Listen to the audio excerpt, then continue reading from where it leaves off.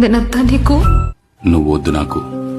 నేను నిన్ను క్షమించాను, కానీ ఇకపై నువ్వు నా జీవితం దరిదాపుల్లో కూడా ఉండాలని మాత్రం కోరుకోవడం లేదు. క్షమించానని ఇంకొక అవకాశం ఇచ్చి మళ్లీ మొదలు పెడతానని అనుకోవద్దు.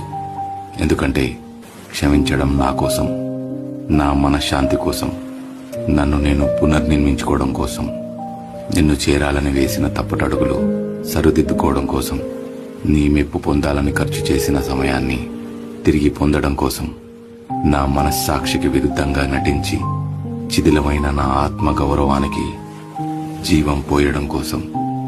కానీ ఒకటి మాత్రం స్పష్టం, నా జీవితంలోకి మళ్లీ నీ ప్రవేశం నిషిద్ధం. నేను నీకు మంచి జరగాలని కోరుకోగలను, కానీ నువ్వు నా జీవితంలో ఉండాలని అనుకోకపోవచ్చు.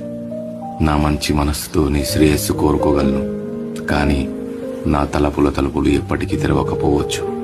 నేను కోపాన్ని వదిలేశానని, నేను అనుభవించిన నరకాన్ని మర్చిపోయానని కాదు.